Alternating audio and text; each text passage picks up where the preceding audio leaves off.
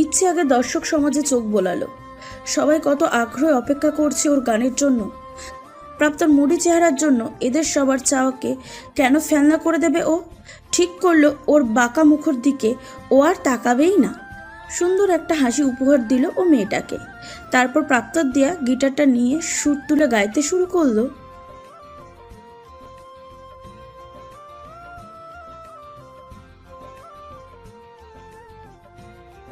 গান গাইতে গাইতে পুরো শ্রোতা জনতাকে দেখে নিল ইচ্ছে। এই তো ওর দেশ, ওর আপনজন। এইসব ছেড়ে কিভাবে ভিন দেশে পড়েছিল ও? না চাইতো গানের মাঝে গিটারের সুর দিতে দিতে হাতের ডান পাশে কয়েকবার তাকালো ও। মিষ্টি ঘরের আরও কিছু বাচ্চাদের নিয়ে এসেছে প্রাপ্ত। ওরা হাততালি দিচ্ছে আর নাচছে। বোঝাই যাচ্ছে ইচ্ছের গান বেশ উপভোগ করছে ওরা। আর ওদের ঠিক পিছনে দাঁড়িয়ে প্যান্টের পকেটে দুহাত গুজে দাঁড়িয়ে মুগ্ধ চোখে বাচ্চাগুলোকে আনন্দ করতে দেখছে প্রাপ্ত। ওর ঠেটেও হাসে, নজর করা হাসি যাকে বলে। অনাকাঙ্ক্ষিতভাবে ইচ্ছের চোখে সে হাসিতে আটকালো। এবার ও প্রাপ্তর দিকে তাকিয়ে থেকে গাইল।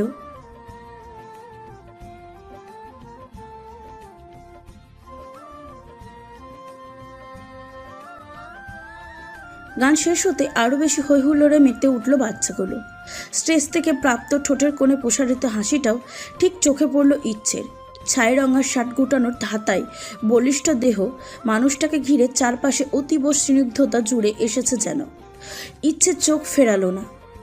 ওর কাছে আজ প্রথমবারের মতন কোনো পুরুষের হাসি আজ একটু বেশি আকর্ষক, বেশি অমায়িক। কিন্তু এমনটা তো হওয়ার কথা ছিল না। তবে কেন হচ্ছে এমন? অকারণে নাকি অপ্রতিরোধ কারণে? কোনটা? প্রাপ্তব দিয়া নতুন গিটার সাথে না নিয়ে বাসায় ফিরল ইচ্ছে। কনসার্ট শেষ করে ওখানে আসা মিষ্টি ঘরের বাচ্চাগুলোর সাথে বেশ কিছুটা সময় কাটিয়েছে ও। তখন প্রাপ্ত ছিল না সেখানে। আর চোখে ওকে কয়েকবার খুঁজেছে ইচ্ছে। মনে মনে রাগ হলো ওর প্রাপ্তর উপর। সরি বলাটাও জানে না ওই লোকটা। সরি বলে এভাবে গায়েব হয়ে গিয়ে আবারও প্রমাণ করে দিল মন থেকে সরি বলেনি ও। তাতে ওরই বা কি? একজনের বলা সরি মন থেকে বলার নাকি শুধু ফর্মালিটি? ইয়ানাত নিকন কেন তা নিয়ে বারবার ভাবতে যাবে? ওর দিয়া গিটার ফেলে এসেছে, যদিও ইচ্ছে করছিল না। অনেক খুঁজেছে মায়ের সেই পুরনো ডিজাইনের গিটারটা, পায়নি। প্রাপ্তর গিটারটা দেখে সময় অসময়ে অবয়বটাকে অন্তত মনে করতে পারত। ইচ্ছে বাসায় ঢুকলো হুইস্টলিং করতে করতে। নাফিজা বেগম যে ড্রয়িং রুমের সবাই বসে ম্যাগাজিন পড়ছে সেটা টের পেল ও। গিটারের কাটা তারটার কথা মনে পড়ে গেল ইচ্ছের। কাঁধের ব্যাগেই সে গিটার। কোনো রকম হিয়ালি না করেই সোজা নাফিজা বেগমের সামনে গিয়ে দাঁড়ালো ও। ম্যাগাজিনটা কেড়ে নিল তার হাত থেকে। বিন্দুমাত্র বিচলিত না হয়ে চোখ তুলে তাকালেন নাফিজা বেগম, যেন তিনি জানতেন ইচ্ছের এই রূপটাই দেখতে হবে তাকে। স্বাভাবিক স্বরে বললেন, এসেই অভদ্রতা শুরু করে দিলে? আমি কোনোদিন তোমাকে ভদ্রতা দেখাইনি এসএম। হ্যাঁ, তাই তো আফসোস তোমার বাবা এটা বুঝলো না কোনোদিনও। তার মেয়ে কি কেমন সেটা জানি এসএম। যাই হোক, তুমিও ভালো মতোই চেনো আমাকে, তারপরেও বোকামো কেন করো বলো তো? নাফিজা বেগম ভ্রু কুচকে তাকালেন। ইচ্ছে তাচ্ছিল হেসে বলল, তুমি জানো আমি আমার মিউজিক নিয়ে কতটা পজিটিভ। ইনস্ট্রুমেন্টগুলো আমার প্রাণ, এটাও জানো তুমি। এগুলোর সাথে কখনো আপোষে যাইনি আমি। এগুলোর একটুখানি এদিক ওদিক হলেই ইচ্ছে পাগলামি করে। ঠিক সেভাবেই পাবলিক প্লেসে সিন ক্রিয়েট করব, এটা ভেবে তুমি আমার গিটারের তার কেটেছ, রাইট? তোমাকে একটা সাজেশন দিই এসএম, আমাকে নিয়ে তোমার ধারণাটা বরং তুমি একটুখানি এডিট করে নাও। এখন সবার আগে আমার কাছে আমার ভিউয়ার্স, সবার আগে ওদের চাওয়া। ওরা আমাকে যেভাবে চাইবে আমি সেভাবেই নিজেকে প্রেজেন্ট করতে পারবো। পারি। ইচ্ছে নিজেকে বদলে নিয়েছে এসএম। একের পর এক আঘাতগুলো এত বেশি কঠোর ছিল, এখন ওকে শত আঘাতেও আর ভাঙতে পারবে না তুমি। So let it be. Try করা বাদ দাও এখন। কথা শেষ করে ইচ্ছে সিঁড়ি বেয়ে চলে আসছিল। পিছন থেকে নাফিজা বেগম শক্ত গলায় বললেন, তুমিও তো নিজের সাথে নিজের লাইফকে বেশ ভালোভাবে গুছিয়ে নিয়েছো ইচ্ছে। অনেক ভালো চাল চেলেছ। তোমার মাস্টার প্ল্যানে নওশাদের সবটাই তুমি সিঙ্গিং কেরিয়ারের এস্টাবলিশড তুমি, হাজার হাজার ফ্যান ফলোয়ার্স তোমার, আর তার সাথে রাকিন সাওয়াত। ইচ্ছে থামলো, তবে পিছনে ফিরল না। নাফিজা বেগমের চোখে ওর জন্য একরাশ ক্ষোভ, রাগ আর ঘৃণা ছলছল করছে তার চোখ। ইচ্ছেকে থামতে দেখে সে আরেক পা এগিয়ে বলল, অস্বীকার করতে পারো ইচ্ছে এই সব কিছু শুধু তোমার না, আরও কেউ অংশীদার ছিল এর? অস্বীকার করতে পারো? নওশাদের কাছ থেকে বাবার ভালোবাসা আরও একজনের পাওয়ার কথা ছিল, অস্বীকার করতে পারো? আরেকজনের তোমার চেয়ে ভালো কেরিয়ার নিয়ে বাঁচার কথা ছিল, অস্বীকার করতে পারো ইচ্ছে? রাকিন রাফায়াতের হবু বউ সমেত বউ নামটা তোমার জন্য না, অন্য কারোর জন্য বরাদ্দ ছিল, অস্বীকার করতে পারো? বলো ইচ্ছে, অস্বীকার করতে পারো তুমি? চেঁচিয়ে বললেন নাফিজা বেগম। চোখ ভরা জল তার, তবু তার আগে টুপটাপ জল গড়ালো ইচ্ছের চোখ থেকে। সিঁড়ির শক্ত মুঠো করে ধরল ও।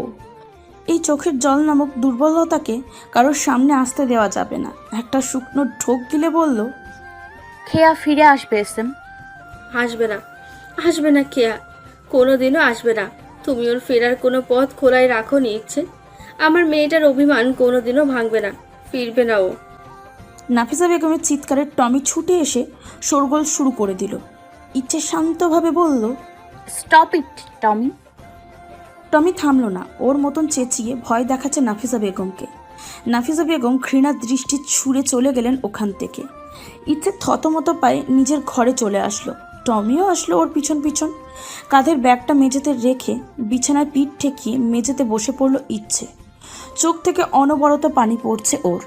ঘাড় ঘুরিয়ে আস্তে ধীরে ব্যালকনির সামনের দেয়ালে সেই ভাঙা গিটারের কাঠে লেখা মা শব্দটা দিকে তাকালো ও। অস্পষ্ট সুরে বলল, আর কতদিন এই এত বড় দায় বয়ে বেড়াবো মা? আর কতদিন? তোমার মেয়েকে কেউই বুঝলো না যে তুমি চলে যাবার পর খেয়াই তো আমার সব ছিল মা। ও কেন ছেড়ে চলে গেল আমাকে বলতে পারো? এতভাবে নিঃস্ব করে দিয়ে কেন উপরওয়ালা আমাকে বাঁচিয়ে রাখলো মা? শুধু এই দায়ের বোঝা বয়ে বেড়ানোর জন্য? কোনো দিনও কি শেষ হবার নয় এ যন্ত্রণা? এভাবেই বাঁচতে হবে আমাকে, এভাবেই? কথাগুলো বলে ইচ্ছে হাঁটু জড়িয়ে নিল নিজের। হু হু করে কাঁদতে কাঁদতে বলল, ফিরে আয় খেয়া, প্লিজ ফিরে আয়। আর পারছি না আমি, আর পারছি না। টমি আবারও চেঁচাতে শুরু করলো। ইচ্ছের কান্না সহ্য হচ্ছে না ওর। ইচ্ছে বলল, কাম ডাউন টমি। টমি চেঁচাচ্ছে। এবার ওর চেঁচানোটা সহ্য হচ্ছে না ইচ্ছের। নিজেও সর্বোচ্চ স্বরে বলল, stop working and get lost me. এখান থেকে চলে যা প্লিজ। একা থাকতে চাই আমি, একা থাকতে দে আমাকে। টমি গুটিয়ে গেল। ল্যাচ নেড়ে ইচ্ছের আশেপাশে ঘোরাঘুরি করলো বার কয়েক। ইচ্ছে প্রতিক্রিয়া দেখালো না বলে কিছুক্ষণ পর চুপচাপ বেরিয়ে গেল ঘর থেকে। অনেকটা সময় কান্নার পর হুঁশ ফিরল ইচ্ছের। নিজেকে সামলাতে শাওয়ার নিল ঘন্টা ভোর। তারপর ভেজা চুলগুলো ছেড়ে নিচে নেমে আসলো। মাথা ভারী হয়ে আছে এক। নিচে ততক্ষণ আবারও এসে বসেছেন নাফিজা বেগম। ইচ্ছে শক্ত রাখলো নিজেকে। একজন সার্ভ বয়কে ডেকে দিয়ে বলল, কফি। 2 ঘন্টা পরই কফি হাজির। ইচ্ছে কফি মগে দুবার চুমুক দিয়ে অ্যাকোয়ারিয়ামের মাছগুলোর দিকে তাকিয়ে রইল। হুট করে কিছু একটা মনে পড়ে গেছে ওর। টমিকে ডাক লাগালো ইচ্ছে। কোনো সাড়া নেই। কয়েকবার ডাকার পর ইচ্ছে বাসার 4 জন সার্ভ বয়কে ডেকে বলল, টমি কোথায়? ছেলেগুলো ভয়ে ভয়ে একজন আরেকজনের দিকে তাকালো। ইচ্ছে কিঞ্চিত উচ্চস্বরে বলল, কিছু জিজ্ঞাসা করলাম আমি। নাফিজা বেগম বললেন, যাক, একটা আপত্তি বিদেয় হলো। এক পলক তার দিকে তাকিয়ে তৎক্ষণাৎ বেরিয়ে পড়ল ইচ্ছে। এই প্রাণীটাই আছে একমাত্র ওকে বোঝার মতন। বোঝে বলে হয়তো অভিমান জানে। আগেও একবার ধমক দিয়েছিল বলে বাসা থেকে বেরিয়ে গিয়েছিল টমি। ইচ্ছে তাড়াহুড়ো করে গাড়ি স্টার্ট দিল। বুঝে উঠতে পারছে না ঠিক কোন দিকে যাবে ও। তবু খুঁজতে তো হবেই। আপন মানুষগুলোর মতন এই প্রাণীটাকে হারিয়ে ফেলতে চায় না ও। রাস্তার জায়গায় জায়গায় গাড়ি ঠেকিয়ে টমির ছবি দেখিয়ে একে ওকে জিজ্ঞাসা করতে লাগলো দেখেছে কিনা। মাস্কের আড়ালে ওর চেহারাটা না দেখায় স্বাভাবিক ছিল সবাই, কিন্তু স্বাভাবিক ছিল না সেই মানুষটা। হারানোর ভয়ে চারপাশ আবছা হয়ে আসছিল তার। নিজের বাইকের উপরে ভাব নিয়ে বসে থাকা প্রাণীটাকে সরু চোখে দেখে চলেছে প্রাপ্ত। তার সাদা ধবধবে লোমশ শরীরটা অল্পের জন্য ছিন্ন বিচ্ছিন্ন হওয়ার থেকে বেঁচেছে। প্রাপ্তই বাঁচিয়েছে, কিন্তু তাতে যেন ও সন্তুষ্ট না। ওর মতে এই প্রাণীটার 4 পায়ের মিনিমাম 6 জায়গায় ফ্র্যাকচার হওয়া উচিত ছিল, তাহলে অনেকটাই শান্তি পেত প্রাপ্ত। কারণ ওটা টমি, সেই কুকুরটা যেটার জন্য দ্বিতল বাসার জানলায় সেলফ থেকে পড়ে গিয়ে ব্যথা পেতে হয়েছিল ওকে। আর আজ কিনা এই কুকুরটাকে বাঁচালো। মাহিম অনেকক্ষণ হলো টমির প্রতি প্রাপ্তর প্রতিজ্ঞা বোঝার চেষ্টা করছে, কিন্তু পারছে না। একসময় বিরক্তি নিয়ে বলে উঠল, আর কতক্ষণ খালি চোখে এটাকে জুম ইন জুম আউট করে ফটো করবি ভাই? বিলেতি কুত্তা তোর পছন্দ? আগে জানতাম না তো। মাথায় চাটি পড়ল মাহিমের। প্রাপ্তই মেরেছে, তবে তাকিয়ে আছে এখনও টমির দিকে, যেন মারটা টমিকেই লাগালো। কিন্তু টমি বেপাত্তা মনের সুখে নিজের গায়ে জিভ লাগিয়ে পরিষ্কার পরিচ্ছন্নের অভিযান চালাতে ব্যস্ত সে। মহিম মাথায় হাত বুলিয়ে কাঁদো কাঁদো ভাবে বলল, মারলি কেন ভাই? এটাকে বাঁচালাম বলে আফসোস হচ্ছে? তাই বলে আমাকে মারবি? দে, ওটাকে আবারও মেন রোড তীরে ছেড়ে দিয়ে আসি, দে। মহিম এগেছিল টমির দিকে। প্রাপ্ত ওর বাইকের পকেটে 2 হাত গুজে হেলান দিয়ে দাঁড়িয়েছিল, আর ওদের সামনে টমি একা প্রাপ্তর বাইক জুড়ে বসেছিল। প্রাপ্ত মহিমকে আবারও চাটি লাগালো মাথায়। মহিম পিছন ফিরে খ্যাক শব্দে কেঁদে দিয়ে বলল, তুই কি চাস কি প্রাপ্ত? এটাকে পিস পিস করতে ইচ্ছে করছে। ইচ্ছের জিনিস নিয়ে ইচ্ছে করার রাইট তোমার নেই মিস্টার সাদমান ইনাপ্রান্ত। ইচ্ছের গলা শুনে প্রাপ্ত ঘাড় ঘুরিয়ে তাকালো। সত্যি বুকে হাত গুজে ওদের পাশে দাঁড়িয়ে আছে ইচ্ছে। গায়ে হালকা গোলাপি রঙের একটা কুর্তা, লেগিংস, ছাড়া চুলগুলো আধ ভেজা। কোনো রকমের সাজগোজ ছাড়াই মোহনীয় এক রূপের সমাহার ওই উজ্জ্বল চেহারায়। প্রাপ্তকে তাকিয়ে থাকতে দেখে ওর সামনে তুড়ি বাজালো ইচ্ছে। টমের খোঁজে গাড়ি নিয়ে অনেকক্ষণ ওভাবেই ছুটছিল ও। একসময় এক চেকপোস্টের এক পুলিশকে গিয়ে জিজ্ঞাসা করে জানতে পারে কারো গাড়ির সামনে পড়তে গিয়েও কোনো মতে বেঁচে গেছে টমি। এক বাইকার নিয়ে গেছে টমিকে, সেদিকে অনুসরণ করেই এসেছে ইচ্ছে। এখানে এসে প্রাপ্তকে দেখবে ধারণাতেই ছিল না ওর। প্রাপ্ত নিজেও এক আকাশ বিস্ময়ে আটকে আছে। মহিম মোটামুটি ভয় পায় ইচ্ছে তীক্ষ্ণ দৃষ্টিকে। তাছাড়া প্রাপ্ত যেহেতু ইচ্ছেকে দেখতে পারে না, এখানে কিছু অঘটন ঘটবে এমনটা ভেবে আস্তে ধীরে কেটে পড়ল ও। ইচ্ছে প্রাপ্তকে লক্ষ্য করে বলল, টমির প্রতি এত রাগ কেন তোমার মিস্টার গ্যাংস্টার? প্রাপ্ত শান্ত দৃষ্টিতে তাকিয়ে রইল ওর দিকে, কিছু বলল না। উত্তর না পেয়ে ইচ্ছে টমির দিকে তাকালো। টমি প্রাপ্তর বাইকে থাকা সেই গিটারের উপরেই বসে। কি হলো? নিঃশব্দে হেসে দিল ইচ্ছে। ওর শব্দহীন হাসিতে প্রাপ্তর আশেপাশে এক দফা দমকা হাওয়া বয়ে গেল যেন। কিভাবে তখনই চোখ সরিয়ে নিল ও ইচ্ছের দিক থেকে। হনহনিয়ে গিয়ে টমিকে নামিয়ে দিল বাইক থেকে। ইচ্ছের কাছে ছুটে আসলো টমি, আর ইচ্ছে কপাল কুঁচকে তাকালো প্রাপ্তর দিকে। প্রাপ্ত বাইকে বসে বাইক স্টার্ট দিয়েই বলল, আবার রাগের কারণ জানার না তোমার কোনো দরকার আছে না অধিকার। Mind your own business miss Rockstar. প্রাপ্ত বাইক ছোটাবে, টমি একদম সামনে এসে দাঁড়িয়েছে ওর বাইকের। বাইকটা থামাতে বাধ্য হলো ও। ইচ্ছে মুচকি এসে ওর বাইকের ব্যাক সিটে থেকে গিটারটা খুলল, ওটা নিজের কাঁধে ঝুলিয়ে বলল, সরি অ্যাকসেপ্টেড। এখন অ্যাটলিস্ট রাগ কমাও মিস্টার গ্যাংস্টার। আর হ্যাঁ, এত রাগ পুষতে নেই। তোমার এই রাগে তোমাকে আর যাই হোক ইচ্ছে ভয় পায় না। Mind it. বাই। ইচ্ছে গিটার কাঁধে নিয়ে টমিকে কোলে নিয়ে আদর করতে করতে চলে গেল। স্তব্ধ হয়ে বাইকে বসে রইল প্রাপ্ত। ও তো ইচ্ছেকে ইগনোর করতে চাইছিল, আর এই মেয়ে ওর সরি গিটার নিয়ে রাগের উল্টো মানে বের করে গেল।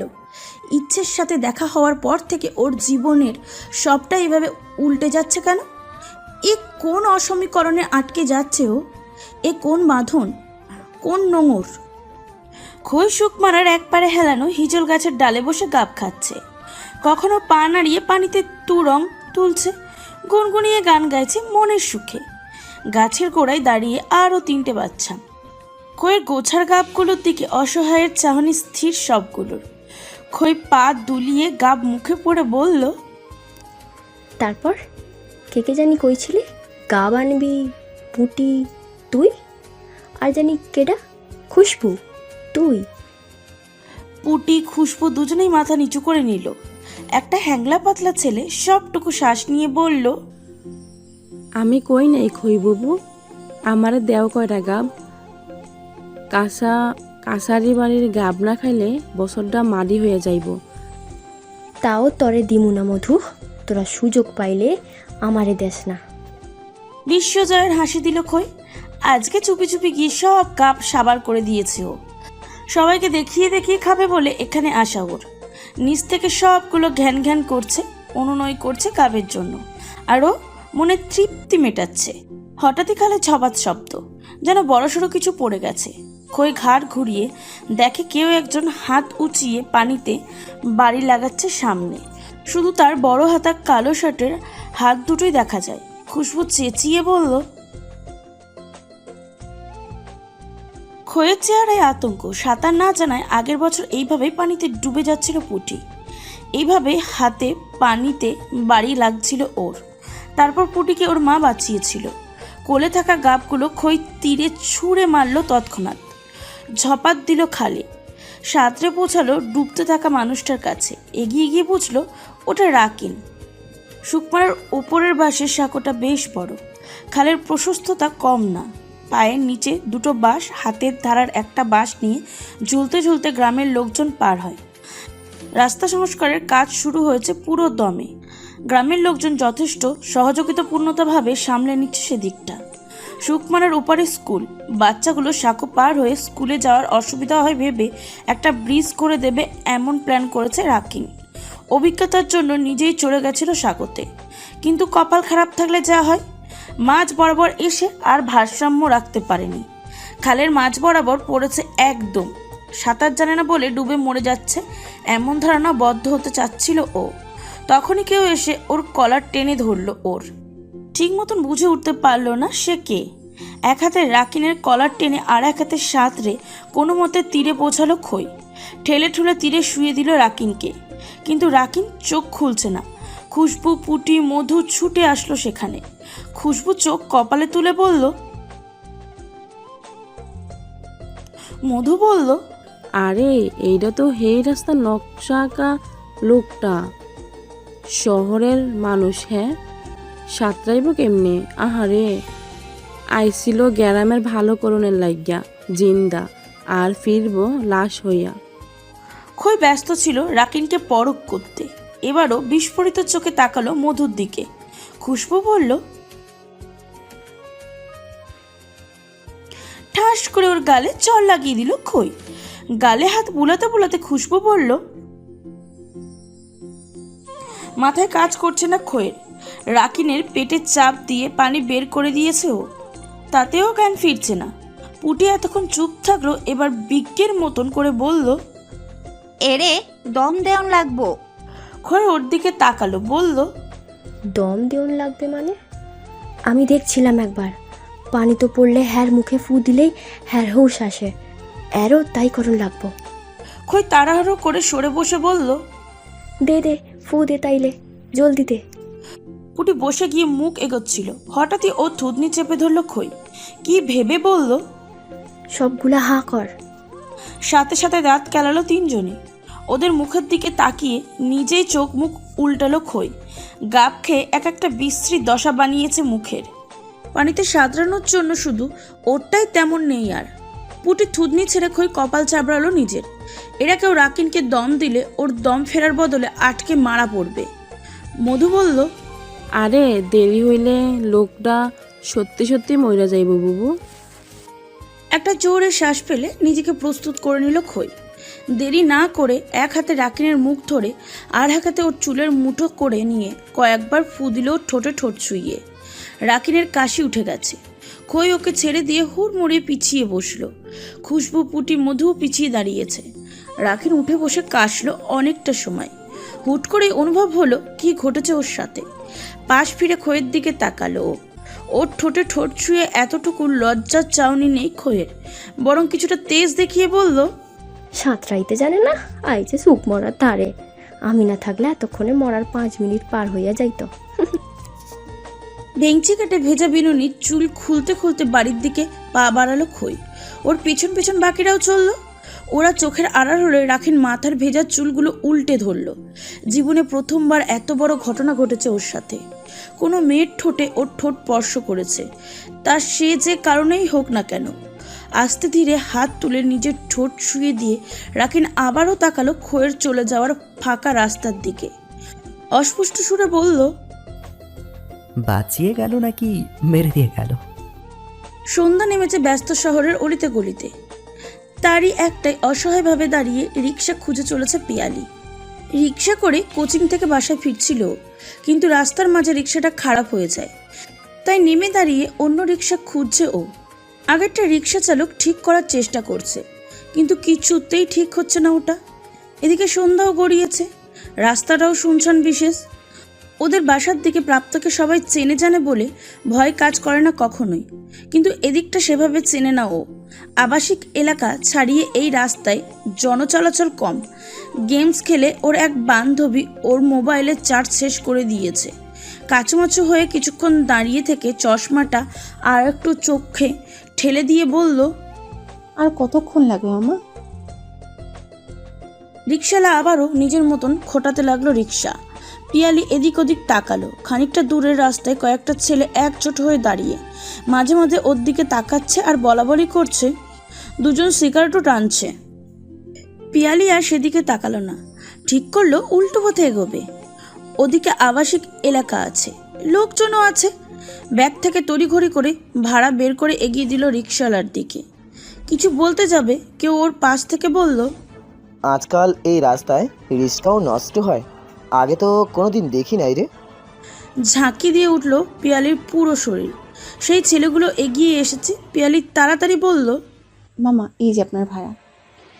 ছেলেগুলো একটা বিদঘুটে হেসে বলল, ও মা, ভাড়া এখানেই মিটিয়ে দিচ্ছ যে? একে কি চলে যাবে বুঝি? রিকশাওয়ালা নিচে হাঁটু করে বসেছিল। চোখ তুলে তাকিয়ে অবস্থা বুঝে দাঁড়িয়ে গেল সে। খানিকটা সরু গলায় বলল, তোমার রিক্সা নিয়ে তুমি চলে যাও মামা, আমাদের যা চাই আমরা রেখে দিচ্ছি। এইটুকু বলে একটা ছেলে পিয়ালির দিকে তাকালো। আরও দুজনের কাঁধে দুহাত রেখে ভর ছেড়ে দিয়ে আপাত মস্তক দেখে নিল পিয়ালিকে। পিয়ালি ভয়ার্ত চোখে আরও গুটিয়ে গেল। প্রাপ্তর জন্য কোনো দিনও বাজে পরিস্থিতি দেখতে হয়নি ওকে। আশেপাশে কোনো জনমানবহীন ছায়াটাও চোখে পড়ল না। এখন কি করবে কিছুই উঠে উঠতে পারছে না ও। রিকশাওয়ালাকে বলল, মামা আপনার ফোনটা। রিকশাওয়ালা ফোন বের করলো বুক পকেট থেকে। হুট করে একটা ছেলে রিকশাওয়ালার হাত থেকে তার মোবাইলটা কেড়ে নিয়ে রাস্তায় ছুঁড়ে মারলো নির্বিকারভাবে। পিয়ালি আতকে উঠল। ছেলেটা মাথার বড় বড় চুলগুলো ঝাঁকি মেরে পিছনে দিয়ে তাকালো পিয়ালির দিকে। আফসোস করে বলল, ইস, মামার ফোন তো ভেঙে গেল, এবার কি হবে? আমারটা নাও। পিয়ালির সামনে কেউ মোবাইল তুলে ধরলো। মেলি কণ্ঠ শুনে যেন পান ফিরে পেল পিয়ালি। সামনে ফর্সা হাতের কবজিতে ল্যাম্পপোস্টের আলোতে গিটারের ট্যাটুটা একদম জলজল করছে। পিয়ালি দ্রুত পাশ ফিরল। ওর দিকে নিজের মোবাইল এগিয়ে দিয়ে একদম স্বাভাবিক ভঙ্গিমায় দাঁড়িয়ে একটা মেয়েকে দেখে প্রসারিত হলো পিয়ালির চাহনি। রকস্টার ইয়ানাত নিকন। উফ, ইচ্ছে! উল্টো পিঠে রাস্তার ব্রিজের উপর চড়ে বসে কোক খাচ্ছিল ইচ্ছে। মাঝের দূরত্ব বেশ অনেকটাই। নিজের স্থির পানিতে অস্পষ্ট অবয়বটা আর আকাশের তারা দুটোকে তুলনা করছিল নিজের সাথে। টমিকেও সাথে নিয়ে এসেছিল ও। ইচ্ছেকে চুপ থেকে টমি শুয়েছিল চুপচাপ। হঠাৎই দাঁড়িয়ে গিয়ে শব্দ করতে শুরু করলো ও। ইচ্ছে টমির দৃষ্টি অনুসরণ করে আশেপাশে তাকিয়ে কিছু পেল না।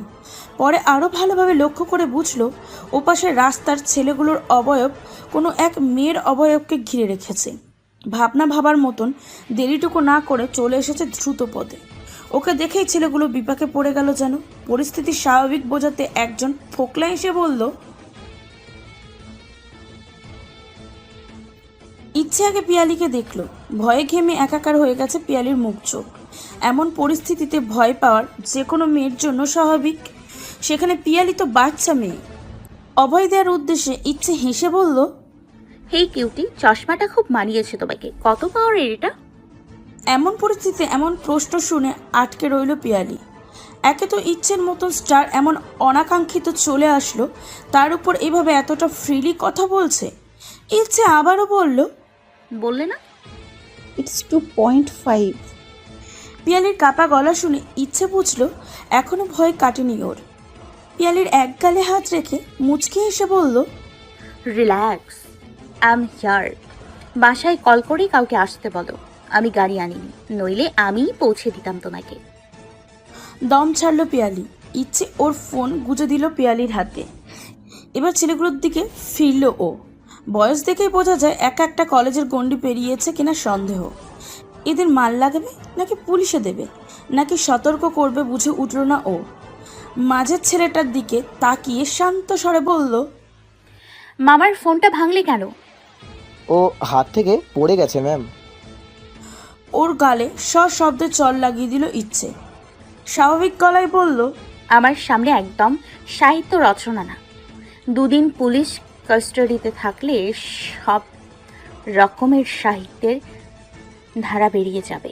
শুধুমাত্র আমাদের বা বাবার কথা ভেবে আজকে ছেড়ে দিচ্ছি। নেক্সট টাইম এই রাস্তায় কেন, এই এলাকার কয়েক মাইল আশেপাশেও যদি কোনো হ্যারাসমেন্ট ঘটে, I will direct get you guys hanged, and I mean ইট।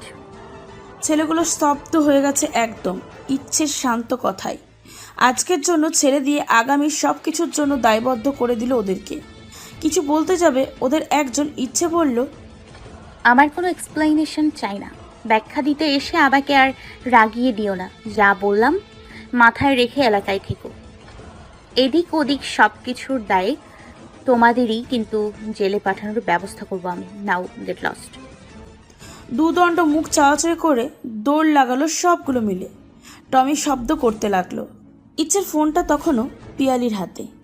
রাস্তায় থাকা রিক্সাওয়ালার ভাঙা মোবাইলটা তুলল ইচ্ছে।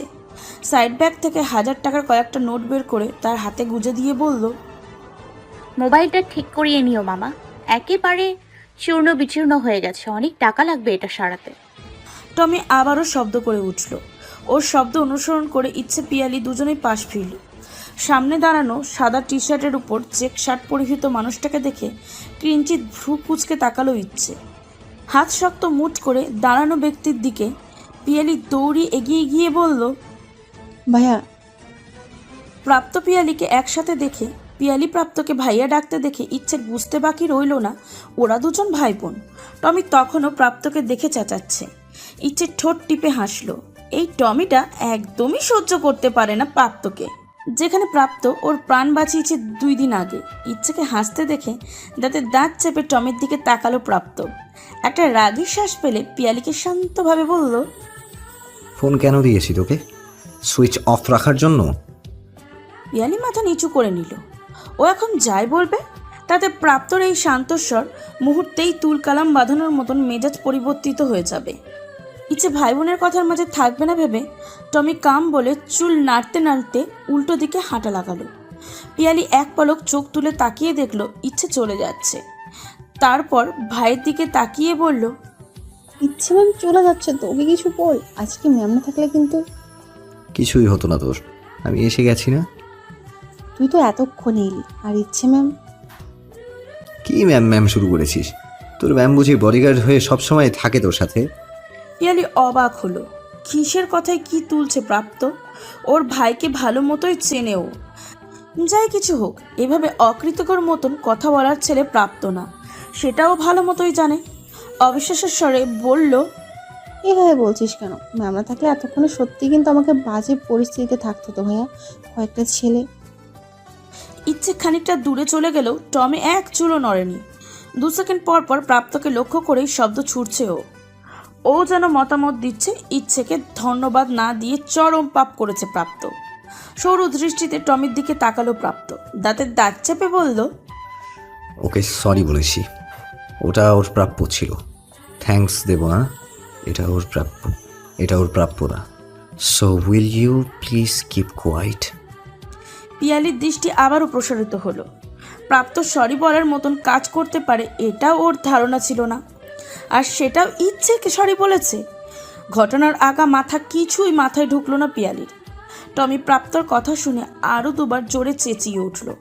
প্রাপ্ত এবার ধমকে বলল, স্টপ ইট। ইচ্ছে সবে হুইস্টলিং শুরু করেছিল। প্রাপ্ত ধমক শুনে পিছনে ফিরল ও। প্রাপ্ত রাগী চাউনি টমির দিকে। বুঝলো ধমকটা টমিকেই দিয়েছে প্রাপ্ত। টমি তখনও থামেনি।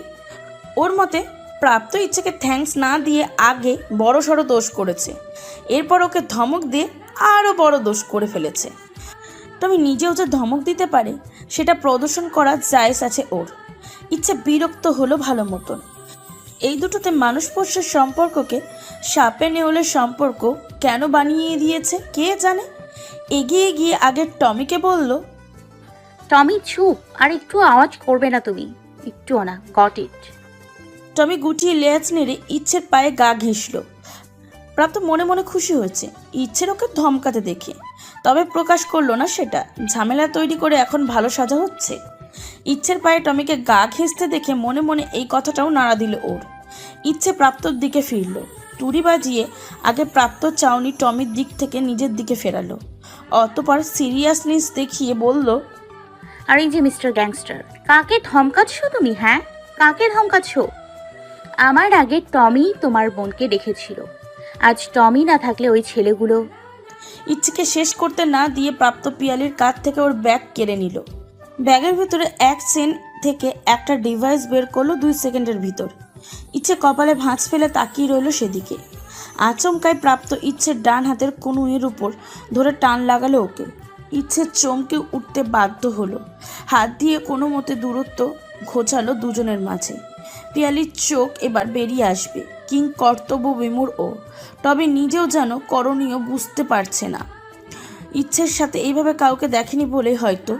প্রাপ্ত চোয়াল শক্ত করে ওর হাতে ডিভাইসটা গুজে দিয়ে বলল, একটা থ্যাঙ্কসের জন্য ক্রেডিট নেয়ার এত চেষ্টা করে লাভ হবে না মিস রকস্টার। কিভাবে বোনকে প্রোটেকশন দিতে হয় তা প্রাপ্ত খুব ভালো করেই জানে। I am not going to thank you. ইচ্ছে এক পলক হাতে থাকা ট্র্যাকারের দিকে তাকাচ্ছে, তো আর একবার প্রাপ্তর দিকে। প্রাপ্ত তখনও রাগী চেহারা করে ওর হাত ধরে আছে, আর পিয়ালি ভয়ার্ত চেহারা করে দুজনকেই দেখছে।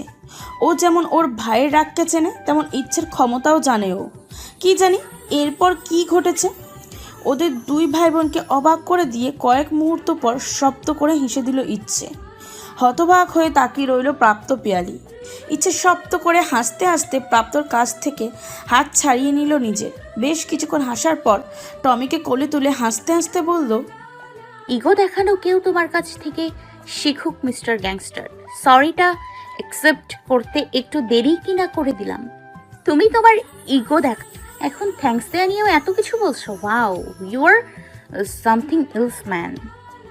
Let's go Tommy. এখানে থাকলে আমাকে জোর করে থ্যাঙ্কস আদায় করার দায় লকআপে যেতে হতে পারে। তার চেয়ে বরং চল এখান থেকে যাই। আফটার অল বেচারা থ্যাঙ্কস দেবে না বলে কত বড় যুক্তি দেখালো বল। টমিকে কোলে নিয়ে কথাগুলো বলল ইচ্ছে। আর একবার প্রাপ্তর দিকে তাকিয়ে ঠোঁট টিপে হেসে চলে গেল ও। পিয়ালি ঠাস করে নিজেই নিজের কপালে চড় লাগালো একটা। প্রাপ্ত এক ধানে ইচ্ছে চলে যাওয়া দেখছে। ওর মস্তিষ্কে এখন শুধু একটা কথাই ঘুরছে, ইচ্ছে এর আগে কোনোদিনও কি এইভাবে প্রাণ খুলে হেসেছে? হাসবে হয়তো, কিন্তু ওর এমন কেন মনে হলো? এই অভূতপূর্ব হাসিটা দেখার সৌভাগ্য বুঝি একমাত্র ওরই হলো। মায়ের স্মৃতিকে মনে করে রাতে সেই চাপা কান্নাগুলোর মতন অন্য কেউ হয়তো দেখেনি ইচ্ছের এই প্রাণোচ্ছল হাসি। প্রাপ্ত ছাড়া আর কেউ না, কেউই না। জমির হুজুরের খালি গলার ফজরের আজান শুনে ঘুম ভেঙে গেছে খোয়ের। 2 হাতে জড়িয়ে ঘুমিয়ে থাকা মায়ের দিকে তাকালো। ওকে আষ্টে পৃষ্ঠে জড়িয়ে গভীর ঘুমে আচ্ছন্ন সাহেরা, যেন ছেড়ে দিলেই হারিয়ে যাবে খই। খই মায়ের হাত দুটো থেকে আস্তে ধীরে ছাড়িয়ে নিল নিজেকে। উঠে বসে আর এক পলক তাকালো মায়ের দিকে। সাহেরা তখনও ঘুমাচ্ছে। খইয়ের ঠোঁটে হাসি। বেরোবেও। এই সময় সুকুমারার তীর দিয়ে টাকি মাছ ঘোরাঘুরি করে। স্বচ্ছ পানির নিচে আবছা আলোতে দেখা যায় সেই মাছ। কোষ দিয়ে একবার মাথা বরাবর ঘা লাগিয়ে টাকি ধরা যায় অনায়াসে। উঠানের লাউয়ের মোচাই দুটো কচি লাউ ঝুলছে 2 দিন হলো। টাকি লাউয়ের তরকারি কথা ভেবেই জিভের জল চলে আসলো খইয়ের। ঘরের এক কোণে দেলে ঠেকানো কোচ হাতে করে নিঃশব্দে ঘর থেকে বেরিয়ে আসলো ও। খই হেলতে দুলতে খালি পায়ে সুকুমারার দিকে এগোলো। যদিও শীতকাল না, তবুও ঘাসের ডগা ভিজে আছে পায়ের তলায়।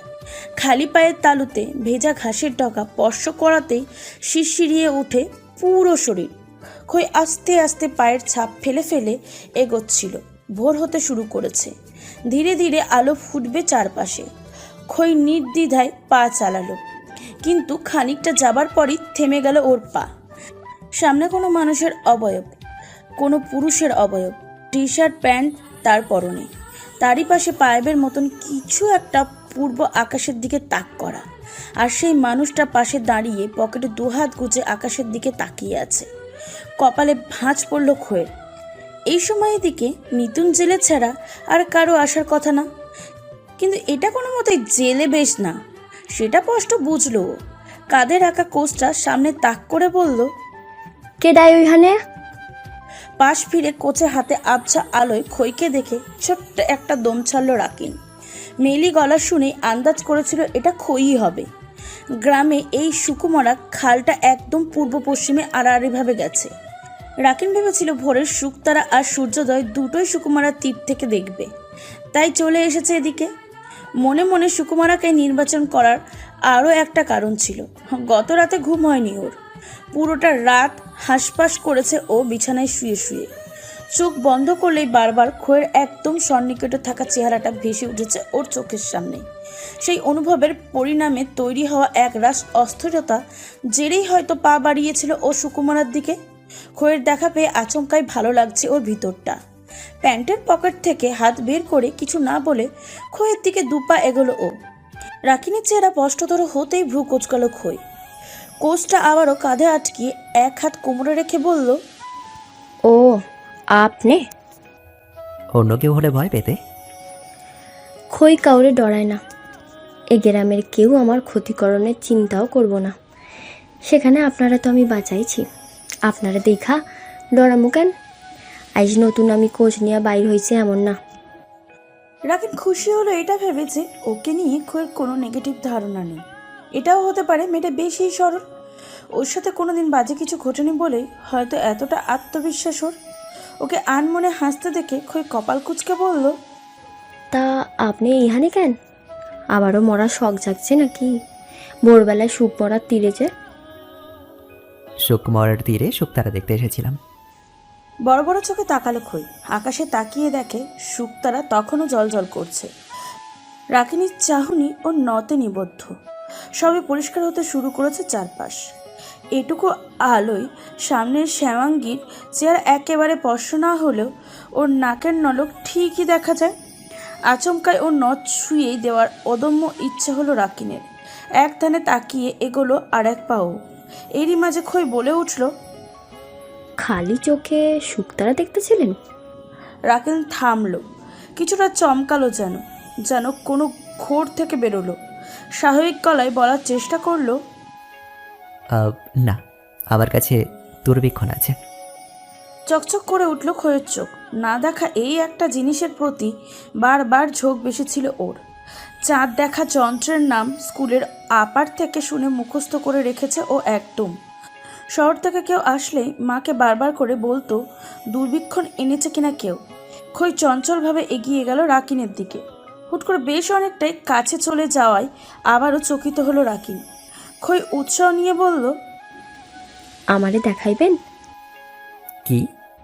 শুকতারা, দূরবীক্ষণ। মানে?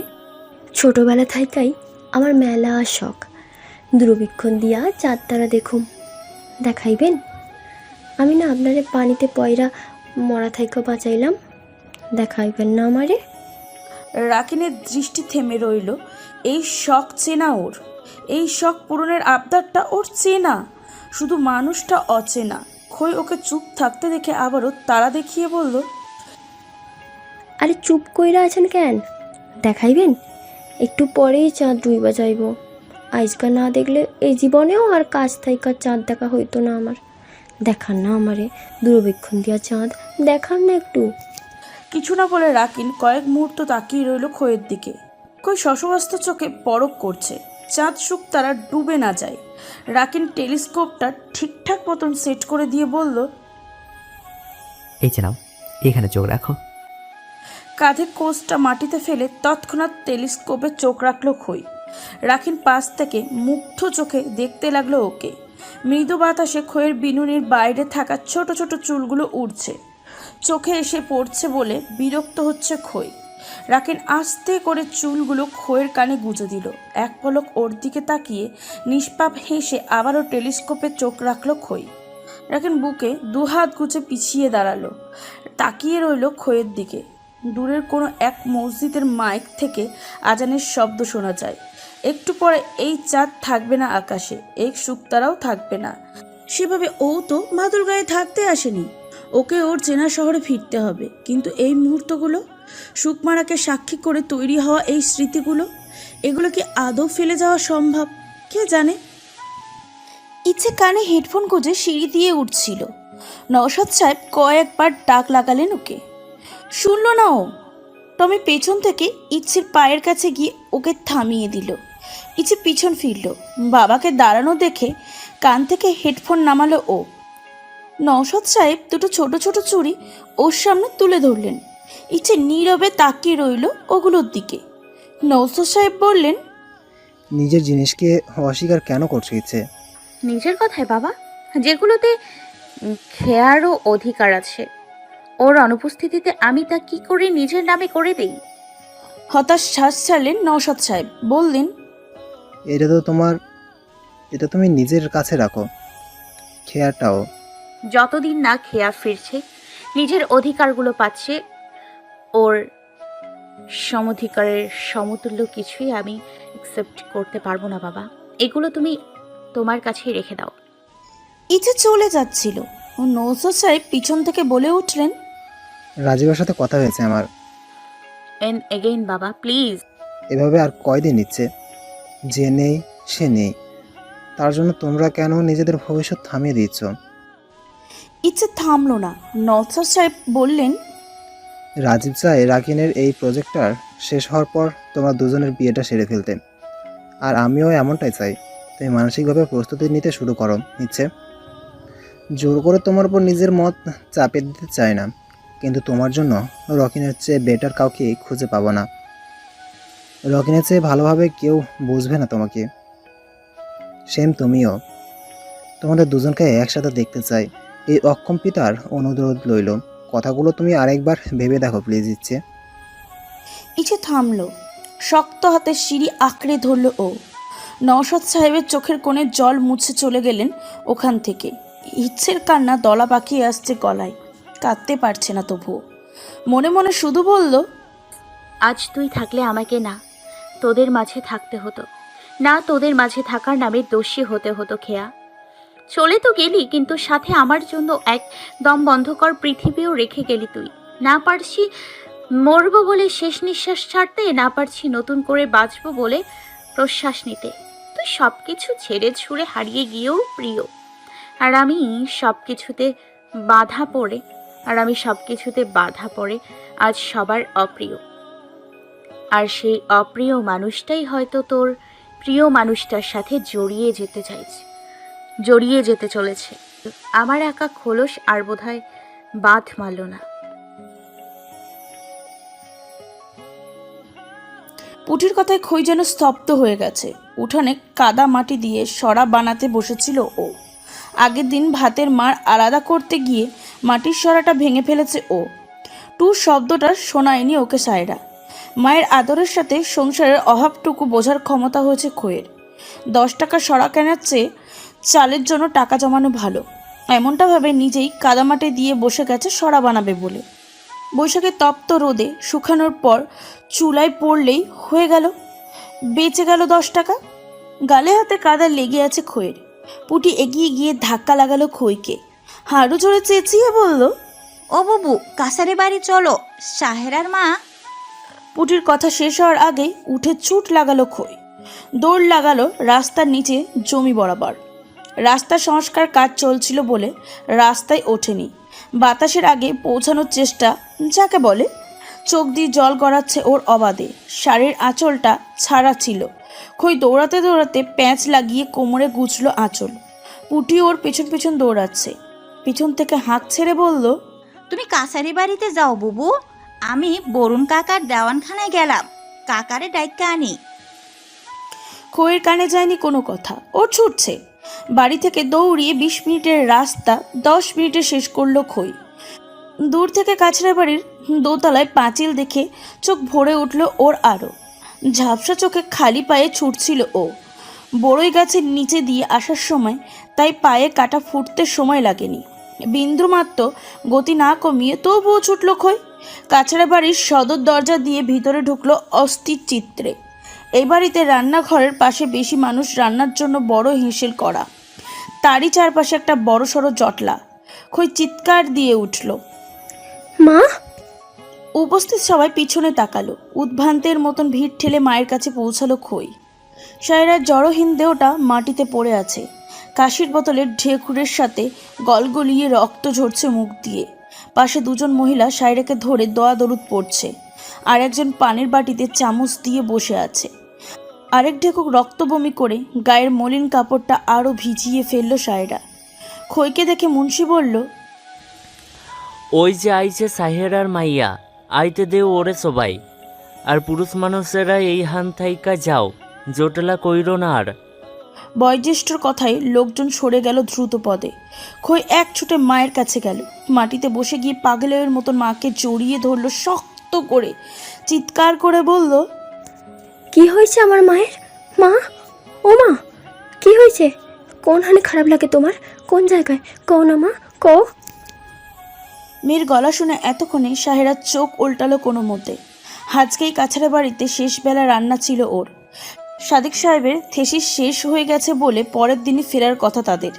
তারপর আর রান্নার লোক দরকার হতো না এই মুন্সি বাড়িতে। রান্নার জোগাড়ে ব্যস্ত থাকতে থাকতে হঠাৎই পুরনো রোগটা জেগে উঠল। কাশি, কাশি থেকে রক্ত বমি। শরীর তো সেই কখনই ভার ছেড়ে দেবে বলে প্রস্তুতি নিয়েছে। জোর করে দেহে প্রাণ ধরে রেখেছিল যেন সাহেরা। শেষ মুহূর্তে একবার মেয়েকে দেখবে বলে কথা বলার জন্য মুখ খুলল, আবারও রক্ত বেরিয়ে আসলো মুখ দিয়ে। তবু দুটো হিচকি তুলে বলল,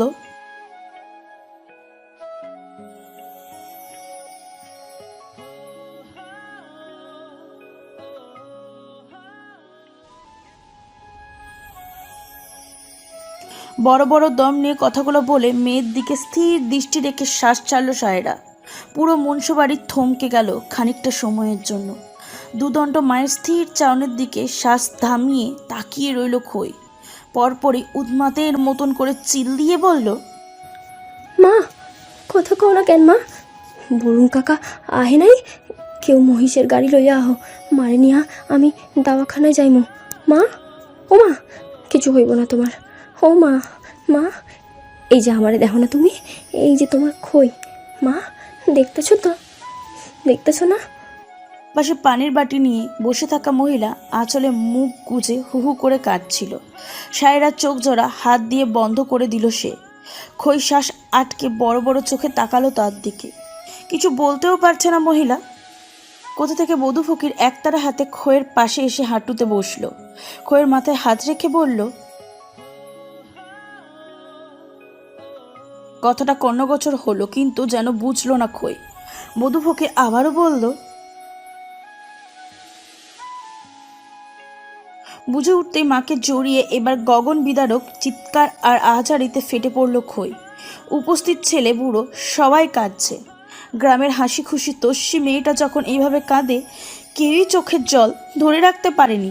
মুন্সির 4 মেয়ে, থিসিসের জন্য শহর থেকে আসা ছাত্রছাত্রী, গ্রামের পাড়াপড়শি, রাস্তা দিয়ে যাওয়ার সময় পাতা কুড়ানো বাচ্চা, রাখালের দল সবাই যার যার জায়গায় দাঁড়িয়ে কাঁদছে। খইকে জড়িয়ে সামলানোর চেষ্টা করলো কেউ কেউ। মিনিট 5 কান্নার পর জ্ঞান হারালো খই। মুন্সি বলল, সাহেরারে ধোয়াইনার ব্যবস্থা করো। খইয়ের হুঁশ ফেরানোর আগেই ওর দাফনের ব্যবস্থা করণ লাগবো। পুটি ততক্ষণে গ্রামের একমাত্র নারী টেপা ডাক্তার, দাওয়াখানার মালিক বরুণ চ্যাটার্জিকে নিয়ে হাজির। সায়রাকে মৃত দেখে সেও চোখের কোণে জল মুছল। কতবার বলেছে রোগ সারাতে শহরে যেতে, যায়নি সায়রা। শহরে কিসের ভয় ওর, কে জানতো? মুন্সির কথা শুনে চ্যাটার্জি মশাই বললেন, এই কি কথা দাদা, এত তাড়াতাড়ি দাফন? মেয়েটা অজ্ঞান হয়ে আছে, মায়ের দাফন দেখবে না ও? দাফন দেখনের কি আছে, জানাজা তো মুসল্লিরা পড়াইব। আর তুমি এইসবে জড়াইও না চ্যাটার্জি। আমাগো ধর্মে মুদ্দারে বেশিক্ষণ রাখনের কথা বলা নাই, এতে মুদ্দার যান আজাব পাই। ধর্মে কথা বলায় আর কিছুই বলল না ডাক্তার। কিন্তু বেশ বুঝলো মুন্সি যত দ্রুত সম্ভব ঝামেলা সরাতে চাইছে নিজের বাড়ি থেকে। মাথা নিচু করে নিল সে। পুটি কী ভেবে কাঁদতে কাঁদতে ছুট লাগালো। ছুটতে ছুটতে পৌঁছালো রাস্তার সংস্কারের জন্য করা তাঁবুর কাছে। তাঁবুর সামনে দাঁড়িয়ে রাকিন বোর্ডের উপর মাপ ঝোঁক করে নকশা আঁকছিল। পুটি গিয়ে হাঁপাতে হাঁপাতে বলল, ও নকশাদার, জানো তো খইবুবুর মা সাহেরা বেগম আইসকা মইরা গেছে। আকস্মাৎ খোয়ের নাম আর ওর মায়ের মৃত্যু সংবাদ শুনে মাথা ফাঁকা হয়ে গেল রাকিনের। চুপচাপ তাকিয়ে রইল কিছুক্ষণ পুটির দিকে। খোয়ের সাথে দেখা হয়নি ওর আজ। ভাবছিল হাতের কাজটা সেরে একবার সুকমারার ব্রিজে দেখার নাম করে যাবে ওই দিকে, কিন্তু তার আগেই এমন সংবাদ। আর এইটুকু মেয়ে মিথ্যা মৃত্যু সংবাদই বা কেন দেবে? একটু স্বাভাবিক হওয়ার চেষ্টা করে রাকিন বলল, খইয়ের মা মারা গেছে? হ, সাহেরার মা কাছারি বাড়িতে রান্ধনের সময় রক্ত বমি করতে করতে মইরা গেছে। বুবু তো অজ্ঞান হয়ে পইরা আছে কাছারি বাড়িতে। কপাল চেপে ধরে ঠোঁট কামড়ে ধরল রাকিন। যতটুকু জেনেছে মা ছাড়া কেউ নেই খোয়ের। হুট করে সেই মায়ের মৃত্যু। রাকিন বেশ আন্দাজ করতে পারল খোয়ের উপর দিকেই যাচ্ছে। নকশার কাগজপত্রের উপর একটা পেপার ওয়েট রেখে পাশের একজনকে বলল, এই দিকটা দেখো, আমি আসছি। মানুষটা কোন দিকটা দেখবে বোঝার জন্য প্রশংসন করতে যাচ্ছিল রাকিনকে। সে সময় দেয়নি রাকিন। শার্টের হাতার টান মেরে এক প্রকার দৌড় লাগালো কাছের বাড়ির দিকে। সংস্কারের জন্য এসেছিল বলে পঞ্চায়েতে ওই বাড়িতে মিটিং বসিয়েছিল ওকে নিয়ে। গ্রামের একমাত্র বিল্ডিং ঘরটা খুঁজে পাওয়া খুব কঠিন কোনো বিষয় ছিল না ওর জন্য। সায়রাকে ততক্ষণে কাফনে মুড়িয়ে খাটিয়ায় শুয়ে দেওয়া হয়েছে। খই ইতিমধ্যে দুবার জ্ঞান হারিয়েছে। এখনও জ্ঞান ফেরেনি ওর। হাত, গাল, গলা কাপড়ের লেগে থাকা কাদা শুকিয়ে উঠেছে। বিনুনি বাঁধা চুল উস্কো খুস্কো। হেসেলের রোয়াকে বসে দুজন মহিলা ওর জ্ঞান ফেরানোর চেষ্টারত। টুপটাপ জল গড়ালো রাকিনের চোখ থেকে। তৎক্ষণাৎ মুছে ফেলল ও সেই জল। ওর ভিতরটা যেন খামচে ধরেছে কেউ। এত দুরন্ত মেয়েটার এ কি রূপ! উঠোনের এক জায়গায় দাঁড়িয়ে কথা বলছিল গ্রাম পঞ্চায়েতের কয়েকজন। রাকিন চিনল তাদের। নিজেকে সামলে সাহস করে এগোলো সেদিকে। সালাম দিয়ে বলল, আপনার অনুমতি দিলে আমি কিছু বলতে চাই। তারা শুনবে বলে আগ্রহী ছিল, কিন্তু বলার সুযোগ পেল না রাকিন। খানিকটা দূরেই সাদিক সাহেব স্থির হয়ে বসেছিলেন এতক্ষণ। উনি উঠে দাঁড়ালেন এবার। সবাই তার দিকে কৌতূহলী হয়ে এগোলো। রাকিন থামল। সাদিক সাহেবের মতামতের জন্য সবাই বসে আছে এক প্রকার। কারণ মৃত্যুর আগে সাহেরা শুধু তার সাথেই কথা বলেছে। খোয়ের দায়িত্ব তাকেই দিয়ে গেছে। সাদিক সাহেব এতক্ষণ শান্ত স্বরে বলল, সায়রাকে এখান থেকে কবরস্থানে নিয়ে যাওয়া হবে। আর জ্ঞান ফিরলে খই আমাদের সাথে ঢাকায় ফিরবে। ফর্মালিটিস যাবতীয় যা কিছু করার বা দেখার আছে গ্রামের পঞ্চায়েত, মাতব্বর, মুন্সি, ইউপি মেম্বার, চেয়ারম্যান সবটা আমি দেখে নেব। খই আমাদের সাথে ঢাকা যাবে, এটাই সাহেরা চেয়েছিল। এমনটাই করব আমি। আর এটাই শেষ কথা। আশা করব আপনারা সবাই সাহেরার শেষ ইচ্ছাকে, আমার মতামতকে সম্মান দেখাবেন। আপনাদেরকে সাক্ষী রেখে আজ থেকে খইয়ের সম্পূর্ণ দায়িত্ব আমি নিলাম। খই আমার সাথে যাবে। সন্ধ্যা 7:30। প্রাপ্ত ডাইনিং টেবিলে বসে বসে কাঁটা চামচের নুডলস বেচাচ্ছে। স্বেচ্ছায় বানালেও এখন একদমই খেতে ইচ্ছা করছে না ওর। আজ সারা দিন বাসায় কেটেছে। সাদিক সাহেব সকালে কখন ফোন করে জানিয়েছে ফেরার কথা। প্রাপ্ত আর বের হয়নি বাসার বাইরে। বাবা যখন তখন চলে আসবে এমন ভেবে। পিয়ালে নিজেও এতক্ষণ ড্রয়িং রুমে ছিল। বাবার আগমনী সংবাদ শুনে ইচ্ছেকে সরি থ্যাঙ্কস বলা নিয়ে কথা তোলার কথা আর মনেই হয়নি ওর। তবে দুজনের যেন এক প্রকার নীরব প্রতিযোগিতা ছিল। কে আগে বাবাকে দেখে, বাবা কার মুখ আগে দেখে। প্রাপ্ত ধমক শুনে সরে গিয়ে পড়তে বসেছে ও।